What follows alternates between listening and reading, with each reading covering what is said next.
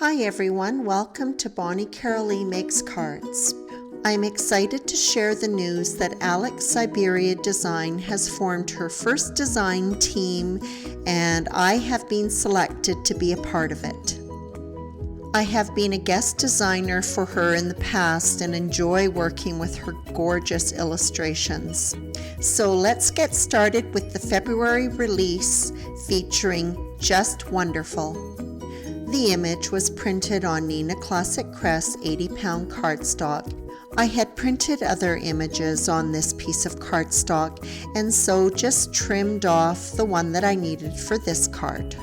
This panel is Copic colored. When working with floral images that are overlapping, it can sometimes get a bit confusing as to what is what. To help myself differentiate between the leaves and the flower petals, I started by coloring the leaves first. I used a combination of grays for my light and dark tones, N2, N4, and N5. For my mid-tone, I used a pretty gray-green, BG93. After I had started working on the flowers, I spotted a handful of leaves that I had missed, so I stopped midstream and went in and colored those. The centers of the flowers were colored simply with a light yellow Y02. The flowers were colored with RV17 as the dark tone, RV13, and RV11. The lightest tone was R00 for a nice highlight area. When Copic coloring, I like to begin with a dark tone. Many will start with the light tone. Either way is fine. When I'm coloring a flower, I work one petal at a time. I tend to use the dark tone at the base, and if there is a furl in the petal, I'll put a shadow area along that. I then work in my mid-tones to my lightest tone to the petal's edge. This particular combination of Copic markers blended very easily, and I only needed to do just a little bit of scrubbing where the colors overlapped. For the little bird tucked amongst the flowers, I used the same RV markers that were used on the flowers for his breast. The rest of the bird was colored with the neutral gray tones that were used in the leaves. I finished up by creating a shadow area all the way around his body using the RV17. This helped him pop up from the flowers. After the coloring was complete, the panel was die cut with the second largest die from Pink Fresh Studios Slimline stitched rectangles. The image was fussy cut along the floral edge.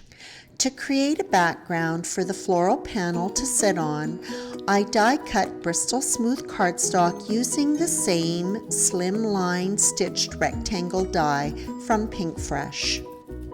Pink Fresh Studios Diamond Plaid layering stencil was used with Distress Oxide inks, milled lavender, and shaded lilac. When the background was completed, the floral panel was mounted on white sheet foam. When trimming along the floral edge, I slightly undercut it so that the foam would not show. This panel was then adhered to the background. An additional layer was created by die cutting Simon Says Stamps Midnight Green cardstock using the largest die in Pink Fresh Studios Slimline stitched rectangles. The panel was mounted to a card base that measured 4 inches by 9 inches. The sentiment Spring Blessings by Simon Says Stamp was die cut from the same midnight green cardstock and black foam. This sentiment is quite fine and can prove to be a little bit challenging to stack. I like to leave the foam die cut intact, only removing the negative portions of the letters. I use these as registration marks to help me line up the sentiment. I wait a few minutes to let it dry before I remove the foam backing.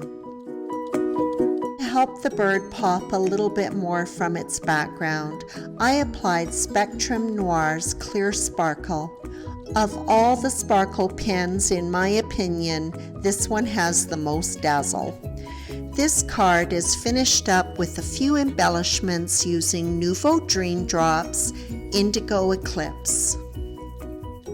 And that wraps up this card, featuring Just Wonderful from Alex Syberia Designs February release.